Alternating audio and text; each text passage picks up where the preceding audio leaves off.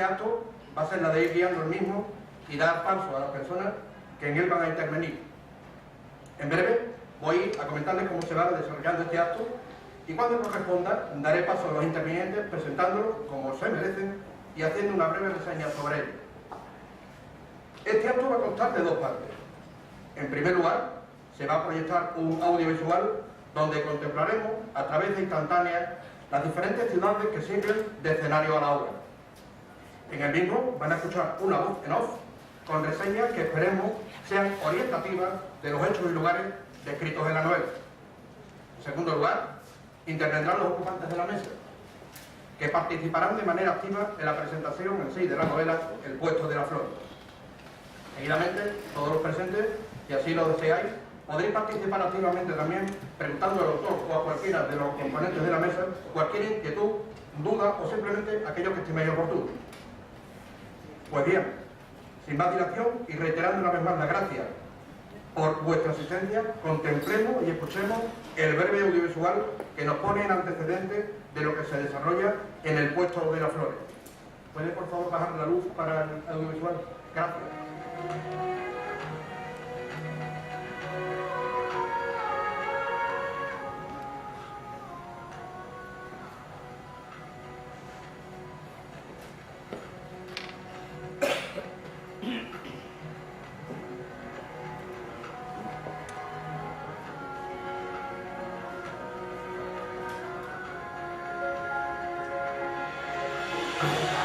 El puesto de las flores.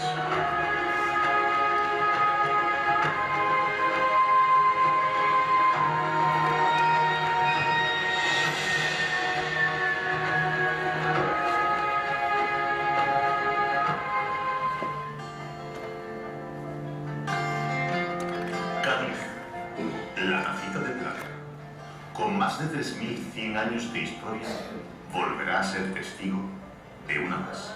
La bella Gadir enmarcará la historia que nos ocupa con sus inmejorables decorados. Sus plazas y calles serán el escenario más adecuado para la amalgama de situaciones que nos esperan en el puesto de las flores. Esta puede no ser una historia de conquistas y batallas a las que está acostumbrada esta ciudad. Esta historia probablemente no tenga tintes sangrientos o de traiciones, de las que tanto Cádiz sabe. Es posible que en esta, la historia que nos compete, no haya tramas ni malas praxis, con el fin de obtener poder, conquistas, posesiones, favores. Es más, cabe hasta la posibilidad de que ni tan siquiera alguien quiera ganar la partida a cualquier precio. O quizás sí. Será mejor que ustedes mismos lo descubran sumergiéndose en su interior. Cádiz, sea como fuere, es y será siempre un marco incomparable para cualquier historia. Por la madrugada, como me huele a sal.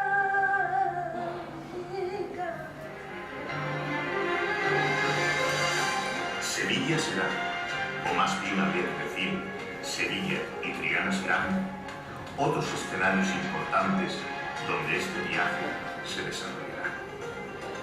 La Universal Hispalis y su más que emblemático barrio de Triana van a contemplar cómo por la alfombra que su puente tiende desde la otra villa hasta las empedradas calles de su barrio marinero se da forma a la más antigua de las danzas, la que no se aprende ni estudia, con la que todo ser humano nace, la danza del amor. El barrio de Santa Cruz y la feria sevillana dejarán su impronta en varias escenas. Ser Balavari tendrá que ver y escuchar cómo se desarrolla parte de nuestra historia en su más que significativo e histórico suelo.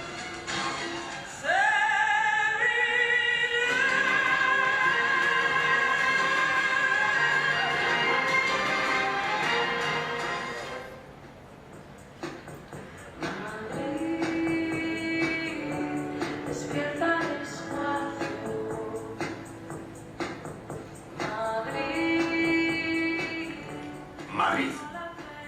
capital del reino y cruce de caminos fundamental para los destinos de nuestra historia. Es Madrid, ciudad necesaria se mire por donde se mire, e imprescindible en cualquier acontecimiento de este nuestro país y en el de muchos otros. Los entresijos en los organismos oficiales y ministerios de la época tendrán mucho que decir en el devenir de las vidas de nuestros protagonistas.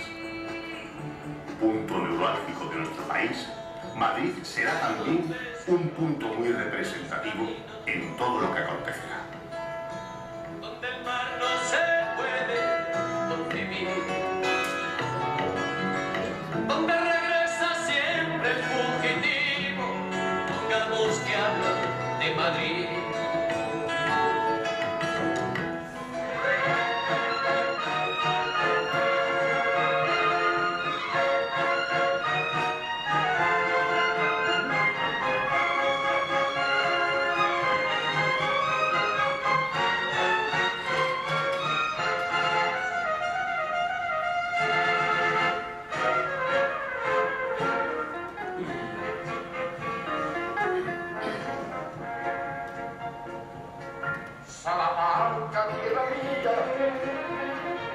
En el campo charro salmantín veremos cómo pueden llegar a desarrollarse otro tipo de actividades.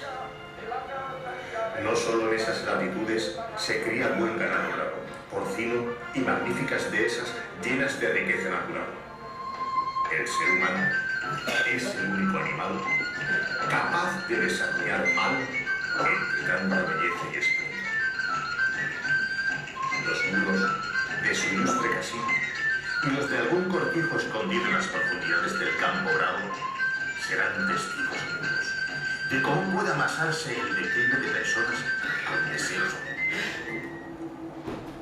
El no escoger bien con quién hablar de sus interioridades puede costarle caro a quien no tome las medidas oportunas, porque esos mismos con los que se desahoguen y consideren amigos podrían aprovechar esas debilidades ajenas para beneficio propio.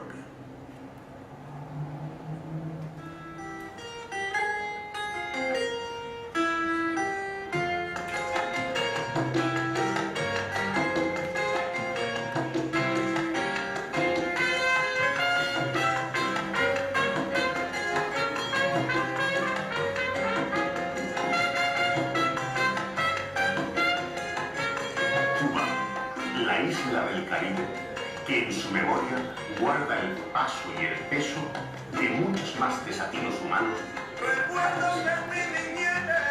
Cuba, azotada, saqueada y asediada por piratas, no siempre con parche en el ojo y pata de palo. Acoge la dura tarea de ser la tierra que dé forma al cuerpo y mente de narco para afrontar la realidad de la vida. La vorágine de la revolución cubana y el aprendizaje de una nueva forma de tratar los acontecimientos que se avecinan completarán la vida en la isla.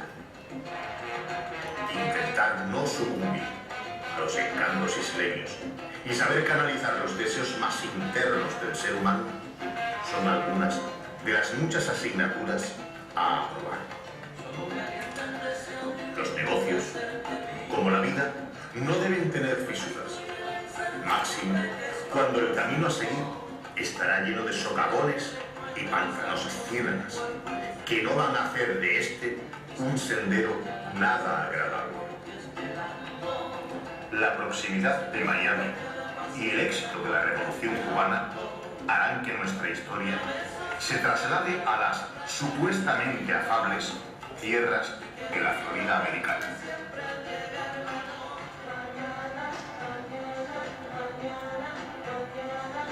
El regreso a España dará un giro a una vida que, para nada, será ya la misma.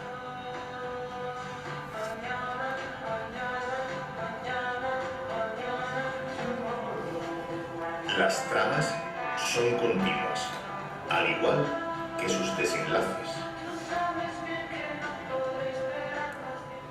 Con ritmo y ligazón, el puesto de las flores les atrapará y por ello no querrán cerrar sus páginas sin conocer quién, dónde y el por qué de mil y una cuestiones más que nacerán de su lectura. Ah, eso sí, déjenme darles una importante recomendación. Busquen en cada frase, en cada acto, en cada acción, un trasfondo, porque lo hay. Gracias.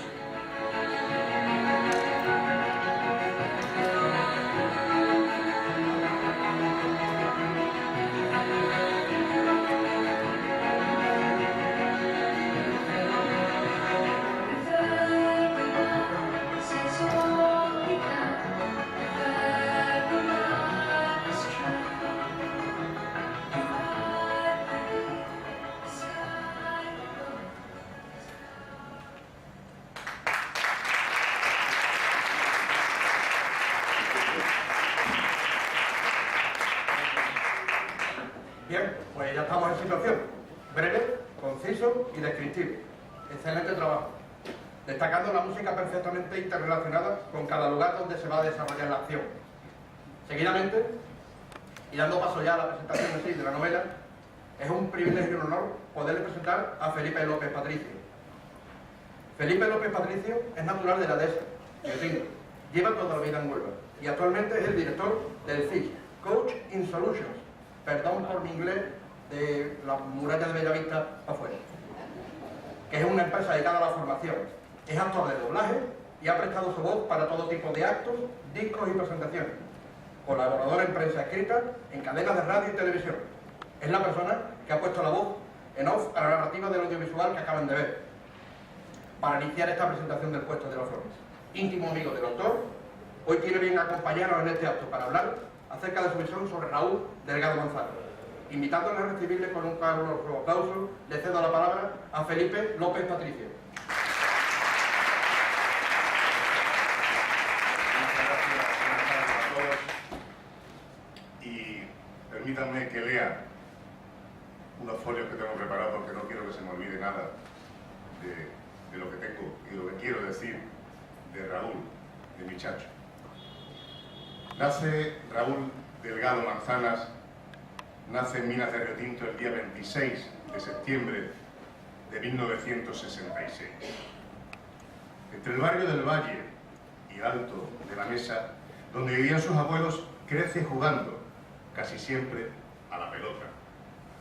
Por las calles y plazoletas los pelotazos iban y venían, hasta que conforme crece y avanza en el colegio, hoy al Andaluz, las artes escénicas y la cultura en general comienzan a despertar en su interior. Su profesor y amigo de la infancia, de la familia además, Manolo Regueira, le inicia en el teatro con 3 obras en 3 actos, en 3 cursos consecutivos. Las horas sociales, actos que se celebraban en su colegio, son su primer escenario. Lo que ustedes ven desde hace años en la televisión, que hoy se llaman sketches, y que tanta fama han dado a humoristas, que sin duda alguna todos ustedes recuerdan y actualmente aún ven. Pues esos mismos gags de humor que tanto nos hacen reír hoy en día, por aquellos años de 1970 y tantos, casi llegando a los 80, ya los escribían, dirigían, cantaban e interpretaban entre el presentador de teatro, Francisco José Duarte Márquez, y el hoy aquí escribidor, como él mismo se autodenomina, Raúl Delgado. El gran despegue cultural y musical en su interior coincide con el encuentro que tiene con una guitarra semi-escondida y vieja en el doblado de su casa. Esto sucede teniendo entre 9 y 10 años, antes de lo mencionado en el colegio. Subía a buscarla, la cogía entre los brazos, la miraba y la volvía a mirar, pero aquello no sonaba. Por más que se aferraba a poner los dedos como Dios le dio a entender, aquello por nada del mundo sonaba decentemente. Un día se entera que están dando clases de guitarra en el taller de bordados, situado hoy en la bien llamada Avenida Virgen del Rosario, en Río Tinto. Actualmente se ubican en este edificio el Juzgado de Paz y otro tipo de servicios municipales y provinciales. El taller de bordados pasó a mejor vida. Cansado de insistirle a su padre, José Antonio Delgado, más conocido como Joselito Pérez, que le apuntara a la banda, quería tocar la trompeta, o que hablara con Luis Naranjo para que le enseñara a tocar la guitarra, y no consiguiendo ninguno de los objetivos, ni corto ni perezoso, agarró la guitarra y se plantó en la puerta del taller de bordados. La guitarra era digno de ver cómo la llevaba. Igual que si fuese un jamón cogido por la pezuña, por el clavijero, vamos, y sin funda ni nada que se le pareciese, a pelo, de frente y por derecho. Allí le salió al paso el bueno de Luis Naranjo, que cuando se vio venir aquella criatura de aquella guisa diría: tierra, trágame. La imagen habría sido digna de una grabación. Luis decía que esa guitarra cuando la afinara podría estallar, que las cuerdas no eran ni para atarse los cordones y qué sé yo cuántas cosas más. Pero Raúl no daba un paso atrás. Su afán era entrar a clase y aprender a tocar la guitarra, como fuese. Y le decía: no, pero mi padre me ha dicho que tú primero me enseñes que después me compre una guitarra. Y Luis le contestaba: o tu padre a mí no me ha dicho nada. Así, un rato, hasta que imaginó que Luis, viendo el brillo de la inocencia de los ojos de aquel niño que se llamaba Raúl, le dijo: venga, entra, yo la haré con tu padre, anda. Aquí, justamente aquí, en este instante, es cuando comienza verdaderamente el despegue de la cultura en el interior de Raúl. Las lecturas obligatorias en el instituto, unidas a los mínimos conocimientos en la guitarra, comienzan a despertar la inquietud de la composición en él. Tenía un profesor de lengua y literatura al que llamaban Juan Ramón Jiménez, por su parecido con el premio Nobel onubense, que de vez en cuando le pedían que escribiese alguna poesía o algún pequeño relato. Aquello despertó en Raúl la llama de la escritura. No se le daba mal, y las compañeras féminas de clase le decían que le había gustado lo escrito por él, para que se le ocurriría a aquellas inconscientes aquello. Este era el verdadero premio para él. Aquel profesor del que ni recuerda su nombre le indicara que leyese más y prodigase el arte de la escritura, le traía sin cuidado. Él a lo suyo, ser futbolista y escribir coplas carnavaleras, sin olvidarnos de conquistar con las letras a las muchachitas, claro. Caballo de Troya, libro de J.J. Benítez, es un primer y gran salto hacia la lectura. Tras este, cientos de ellos y de diferentes autores y géneros. Pequeños escritos y cuentos son los inicios para definitivamente entregarse a la escritura con mayúsculas con el puesto de los autores. Parecerá muy corto el trayecto, pero el camino ha sido largo. Tan largo que parece que fue ayer cuando salió de aquella clase de guitarra que para más Ingrid era toda de muchachas, siendo él el único varón, por llamarle a aquel imberbe de alguna manera, pero ya han pasado más de 40 años desde aquel hecho. Tiene escritos varios cuentos. Analba, cuento de un país ficticio donde sus habitantes se autoabastecen con su trabajo de todo lo necesario para subsistir. Tiene escrita La cometa de Claudia, reflejo del trabajo e ilusión de una niña por ver volar una cometa rota y perdida.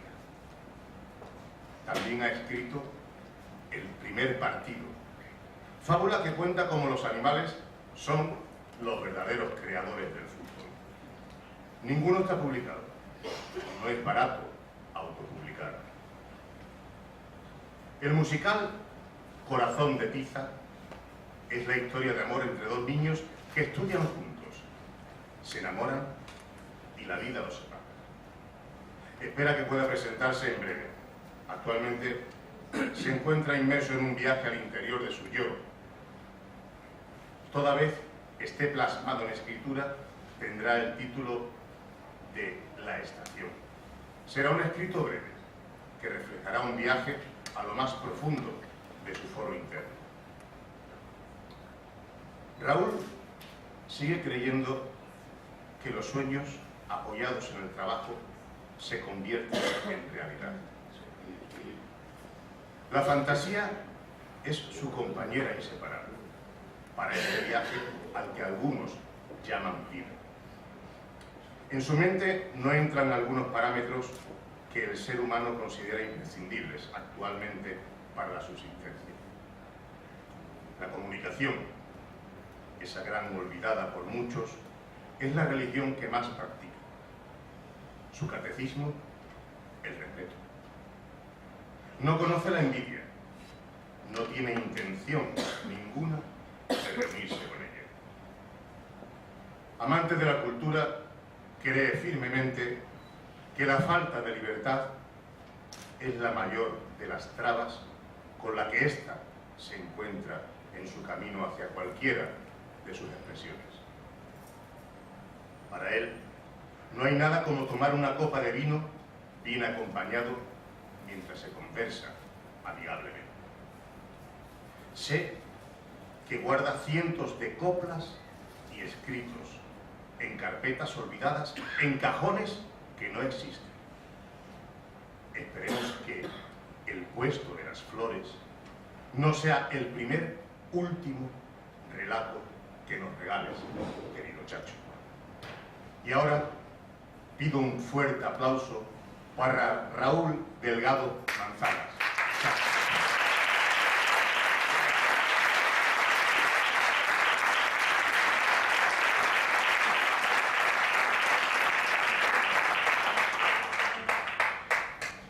Felipe, muchas gracias por tus palabras. Y ahora me complace presentaros al otro componente de la mesa, don Alejandro Almanza Hernández, que esperemos nos dé su visión y versión de la novela. Don Alejandro Almanza Hernández se ha formado en la Facultad de las Ciencias de la Educación de Huelva en todo lo relacionado con el deporte y la educación. De 2007 hasta 2008 fue monitor de actividades extraescolares y profesor de primaria en el Colegio Molière y en el Colegio Montessori respectivamente. De 2009 a 2010, monitor e instructor de pádel y tenis en la Escuela Deportiva ONU Sport. En mayo de 2010, en la Escuela La Playa Mastagón SL, en la Consejería de Empleo de la Junta de Andalucía, fue docente como formador de cursos de formación profesional para el empleo. Desde el 2010 a la actualidad, es docente, tutor de primaria y desde este año 2018, secretario del Centro del Colegio Molière. Ha sido presentador en la exaltación de la Purísima Concepción en 2003, director del Coro de la Hermandad del Rocío de Huelva de 2011 a 2015, exaltador de la Hermandad de la Purísima Concepción en 2004, exaltación en la Navidad en la Hermandad del Rocío de Huelva en el 2011 y pregonero del Rocío de Huelva, del Rocío de la Hermandad de Huelva en 2018. Por favor, un aplauso muy fuerte para don Alejandro Almanza Hernández.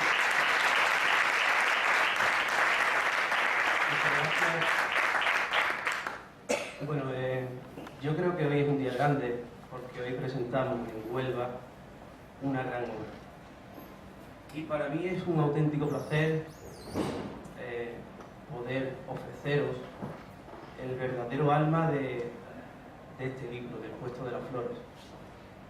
Ante todo me gustaría agradecer a Raúl que me dé la oportunidad, ya que casi siempre lo hace él, de haceros llegar un breve resumen de la obra para dejar una miel en los labios y que podáis ustedes leer y degustar esta magnífica obra. El Puesto de las Flores es una novela que mezcla ficción con realidad histórica. El autor quiere reflejar en esta, su primera novela, cómo las necesidades, no solo económicas, sino también emocionales, familiares y espirituales, pueden cambiar la vida de seres que, estando inmersos en su cotidianidad, jamás podrían creer que sus vidas darían el giro radical que dan en el puesto de las flores. Corre el año 1955, cuando Bernardo de Besa Luján, Nardo, estudiante de medicina en Sevilla, se ve obligado a volver a su Cádiz natal después del fallecimiento de su padre Álvaro de Besa y Torres del Camino. El sustento de su familia, un puesto de flores, que su padre había convertido en un fructífero negocio gracias a la importación de flores desde el extranjero, estaba completamente en bancarrota y sin previsión de poder levantarlo. La mercancía no llegaba desde que la familia Juárez Fanjul monopolizaba el tráfico marítimo entre España y América. Su padre comercializaba y distribuía en las provincias de Cádiz y Sevilla plantas llegadas desde Cuba y Colombia que le enviaba su tío, Jaime José Torres del Camino y Pérez de la Lastra.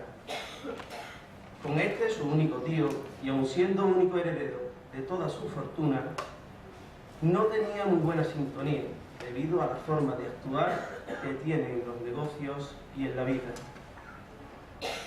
Álvaro, el padre de Nardo, consideraba que los negocios y la vida se podían llevar de otras formas menos agresivas. La madre de Nardo, Bienvenida Luján, cristiana, apostólica y practicante, totalmente convencida, estudió en un colegio de monjas de la época de Jerez. Ella considera que no son necesarios algunos de los actos que Jaime José realiza en su vida y en los negocios.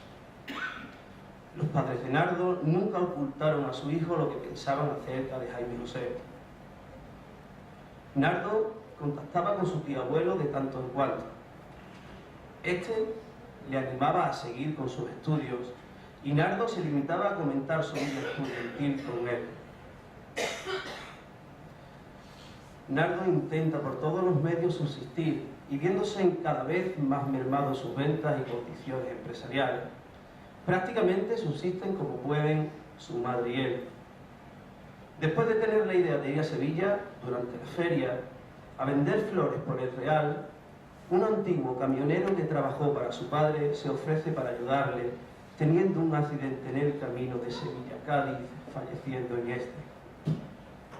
Ni su madre ni él creen que se trate de un accidente fortuito. Es más, consideran que detrás de todo está la mano de la familia Juárez Fanjul. La llegada a Cuba de Nardo en 1956 coincide con los primeros escarceos que los revolucionarios inician en la isla caribeña. El trasiego de situaciones políticas y sociales, unida a la mano dura de su tío abuelo, va dando forma al cuerpo y mente del gaditano. En Santiago de Cuba, donde reside su tío abuelo, termina la inacabada carrera de medicina. José Torres del Camino y Pérez de la Lastra es un empresario poderoso y rico. Emigró a Cuba a principios de los años 30 desde España. Después de trasladarse a Miami, empujado por la revolución en Cuba, Nardo termina la carrera de Derecho por deseo expreso de Jaime José. En todo momento, la mano derecha de su tío abuelo, Luis Osvaldo Limón Salcedo, está al lado de Nardo en pos de su formación en todos los sentidos. El cambio físico y mental de nuestro protagonista es brutal. Cuando su tío abuelo y Osvaldo, al que Nardo llama cariñosamente mi hermano negrito, consideran que es el momento idóneo, planifican la vuelta a España. Nardo no es el mismo que salió de Cádiz, y en su vuelta a España tirará de hilos que le harán ver las cosas desde otra perspectiva. Los acontecimientos se suceden para ir desgranando una serie de descubrimientos que harán de la lectura, permítame la expresión, un enganche. El amor, como no puede ser de otra manera, será un compañero de viaje que no faltará en esta novela. Parte importante en todos sus ámbitos. En el amor mueve y conmueve, el devenir de nuestros personajes. También el sexo, en el sentido más explícito de la palabra, tendrá mucho que decir en las aventuras de algunos personajes que lo utilizarán para beneficio propio y en detrimento de otros. El tráfico de influencias beneficiará a personas que se servirán de sus contactos para engrandecer más si cabe sus negocios. El ser humano y su afán de conseguir poder, como en toda la historia escrita desde que el mundo es mundo, tendrá un reflejo claro y pleno en esta obra. No voy a desvelar nada más. Ahora, el autor que diga algo más al respecto. Solo reiterar que, como dice el final del audiovisual que acabamos de ver, busquen un trasfondo en cada frase, en cada acto, en cada acción, porque lo hay.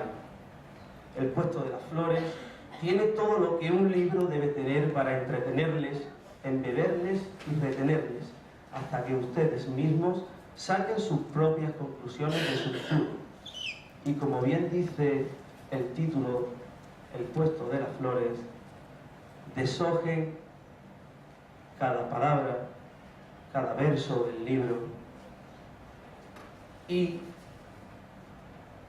que desgranen el alma que este libro contiene, que es el alma que ha puesto el autor en él. Espero que lo disfruten y muchísimas gracias.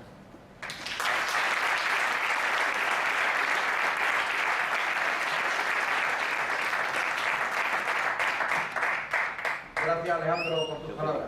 Bueno, pues ahora me queda a mí presentarles al autor. Y me vuelvo a referir a las palabras del inicio. Raúl es amigo mío, es mi amigo. Desde pequeños en la GB hemos tenido inquietudes parecidas, haciendo teatro, el Carajote, fuimos pioneros en los carnavales. Fuimos pioneros en los carnavales, fuimos el germen de lo que los carnavales de Requinto son ahora mismo. Ambos hemos pregonado los carnavales. Cientos y cientos de noches en la esquila de nuestra Virgen de Rosario y la que nos queda, si Dios quiere, en la Tuna, y hasta una cosa que Camino de Sevilla venía pensando.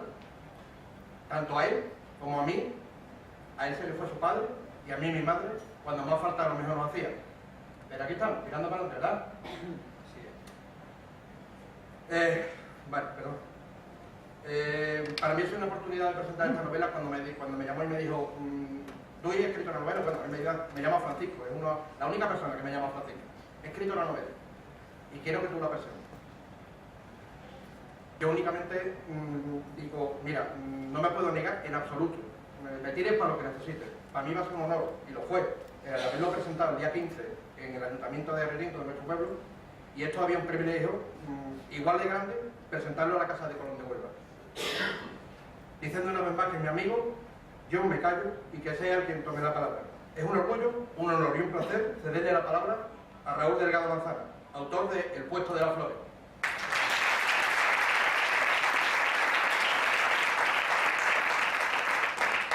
Buenas tardes y muchísimas gracias por acompañarnos en un día tan señalado,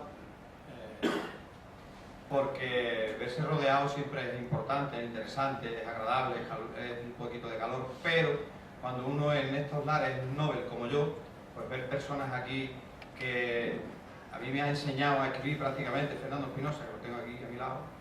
Muchísimas gracias, queridísimo maestro. Si yo estoy escribiendo hoy es por culpa de un señor que está allí detrás, que se llama Juanjo Wilkie, porque me lo empapé todo lo que él me transmitía en su... Esas cosas que nosotros tenemos que se llaman raras, pues no somos personas raras, lo que hacemos según qué cosas somos raros, pues benditas rarezas las nuestras, muchísimas gracias, Juanjo. A partir de ahí, cuando uno se pone en un folio en blanco, ya no es tanto el folio blanco como una pantalla de un ordenador, y dice, voy a plasmar una idea. Pues, sinceramente, esto que está aquí no es lo que yo pensé. Yo empecé, porque como habéis oído, mi pasión es la música, mi locura. Lo que a mí me deja vivir es mi trabajo, pero lo que me mantiene vivo es la pasión que siento por la música y por todo lo cultural. y yo iba a hacer un musical. He dicho iba a hacer y no digo que no lo vaya a hacer, no el que ya está hecho, lo tiene mi amigo Alejandro, que se llama Corazón de Tiza, sino un musical en homenaje pues a mi padre, que mi padre en los años aquellos, para los que no lo sepáis, hoy se llaman musicales, pero en aquella época en nuestra tierra, tengo aquí algunos que pueden dar fe de ello, ¿verdad, Pepe Arturo? Se llamaban veladas. Y era un musical en toda regla, en directo puro y duro. En aquella época ni había secuencia, ni muchísimo menos, ni se pensaba que iban a venir. Entonces quería hacer un homenaje a él y el musical iba ahí, que no digo que no vaya a ser, sobre un niño que vende flores en una isla imaginaria, que iba a imaginar yo evidentemente, y ese niño vendía flores pero no era tonto y se enamora de la hija del gobernador de la isla. Y por ahí iba a ir el musical. Imaginaros el giro que ha dado para que aparezca aquí el puesto de las flores y este crío de Cádiz, desde 1955 a 1960, pues se transforme en todo lo que se ha transformado. Dicho lo cual, no puedo dejar pasar de decir que es una novela de autoedición.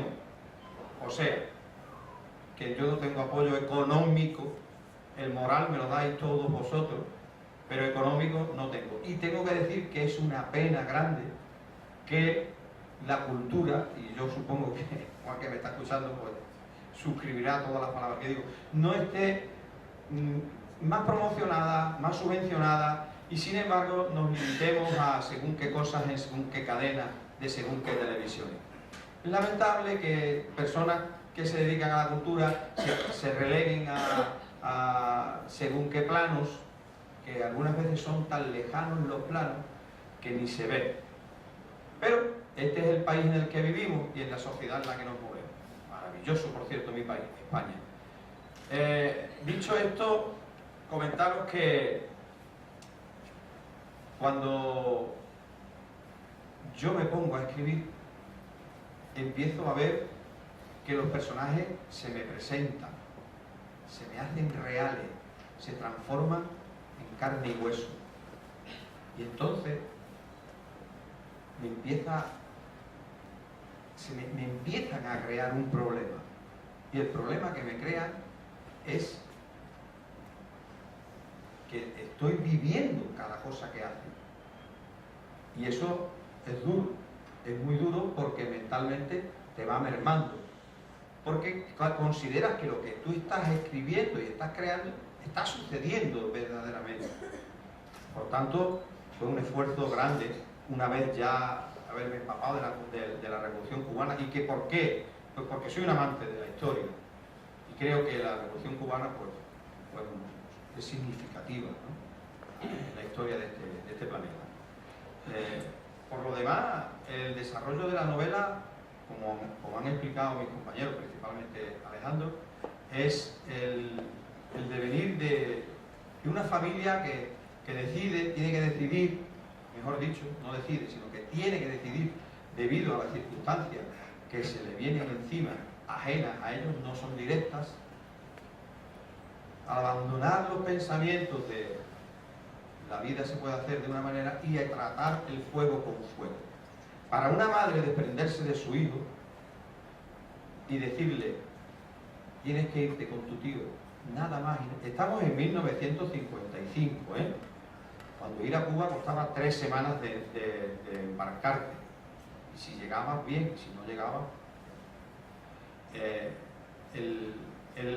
la amalgama de sentimientos dentro de Bienvenida, que es la madre de Nardo,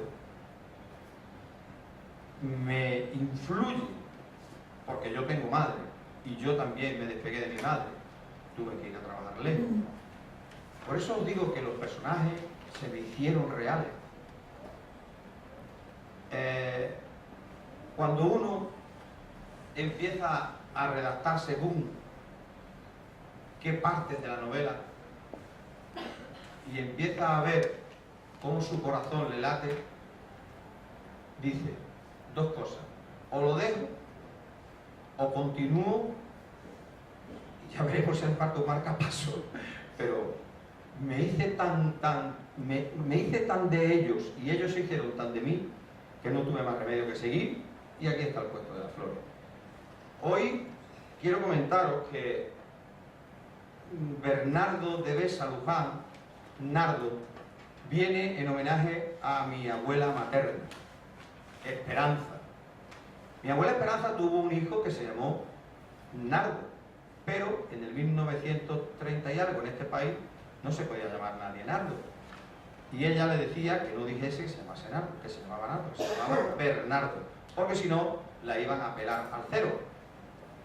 Y ese es otro homenaje que hago, y no es velado dentro de la novela, sino que yo aquí lo pongo en pie para que sepáis de dónde viene. Y de Besa es el segundo apellido de mi abuelo, que viene de la parte de Zamora.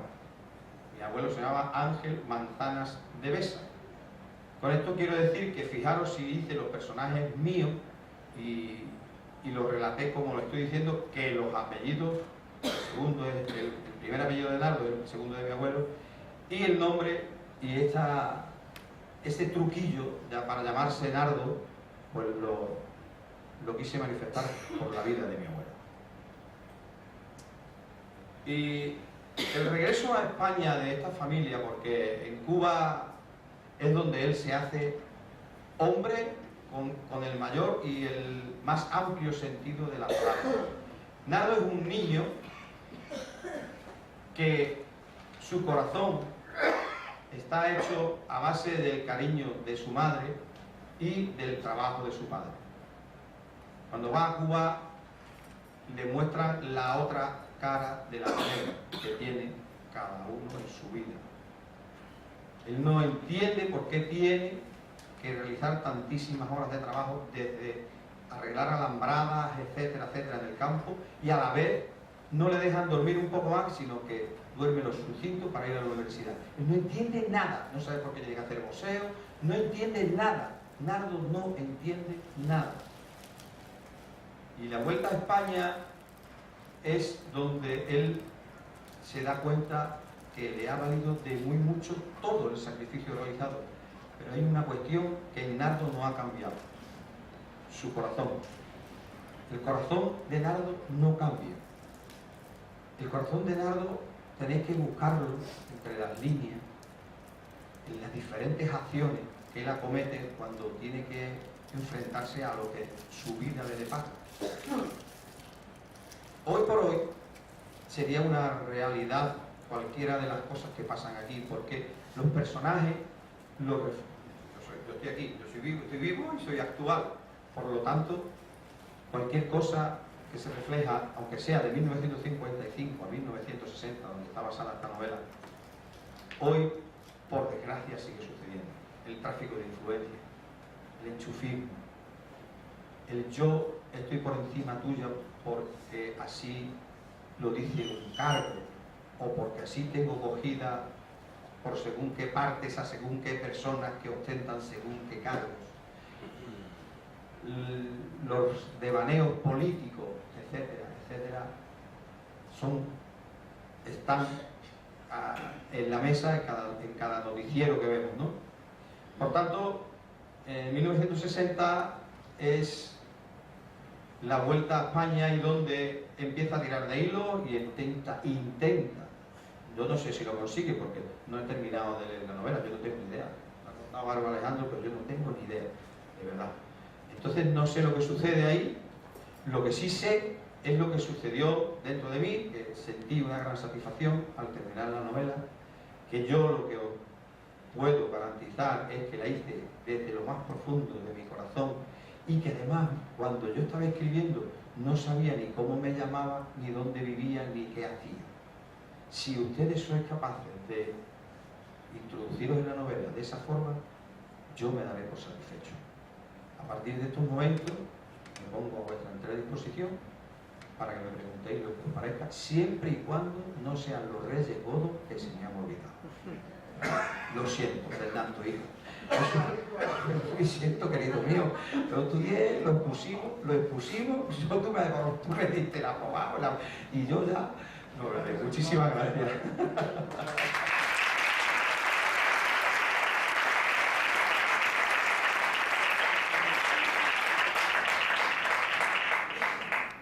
Ya lo ha dicho Raúl, a mí amigos, familiares, asistentes, si tenéis algún tipo de consulta para cualquier miembro de la mesa, o incluso para mí, o hay dos miembros que van a contestar, yo contesto por el si hace falta.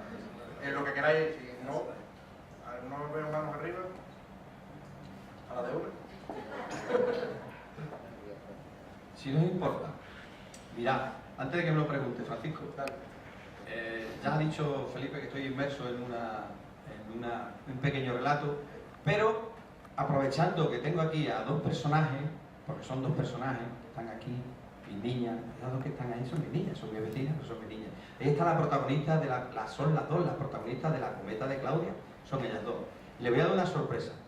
Le voy a dar una sorpresa a ellas y a todos ustedes, porque lo siguiente que voy a hacer recientemente es otro cuento. Otro cuento, porque además, el cuento, voy a decir el título, ¿vale? La princesa Ana y la fiesta del pijama. Voy a intentar hacerlo en rima, ¿vale? Y tengo otra cosa en la mente, a otra criatura que tengo yo aquí a mi lado derecho, que se llama Lola, que ya en su día le escribí yo una sevillana, ¿verdad, Lola? Y también vamos a hacer otra cosa, así, pequeñita pero con un cuento. A ver si encuentro a alguien que me dibuje y vamos a ilustrar los otros cuentos. Sigo siendo Peter Pan, aquí donde me veis. Voy a cambiar, no cambiaré.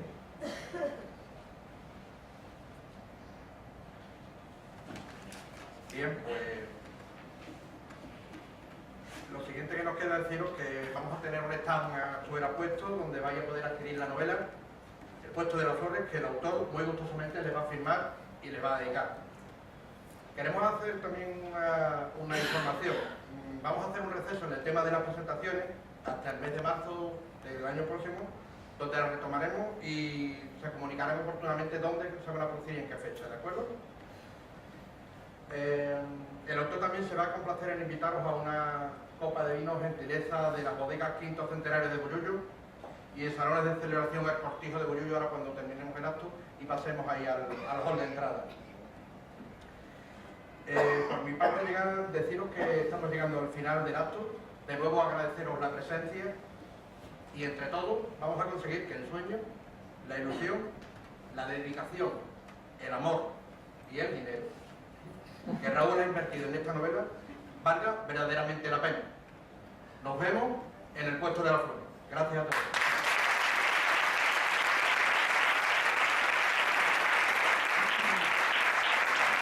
El autor va a hacer una serie de obsequios a las personas que están aquí en la mesa. Alejandro, por favor. Esto es un recuerdo para que no se te olvide el puesto de las flores.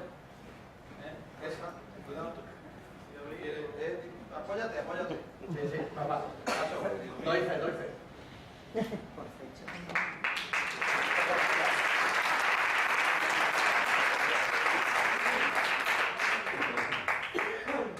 Bueno, y este tercero es para una persona que ha realizado, este que está aquí, no se está aquí. Ven aquí, os lo por favor.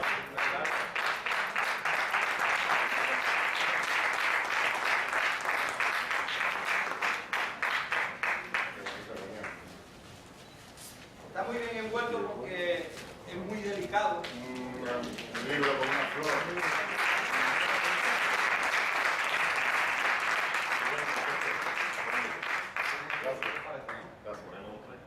Tengo una foto si os parece y si no, pues vamos a beber un vino que tiene que estar fresquito ya, ¿eh?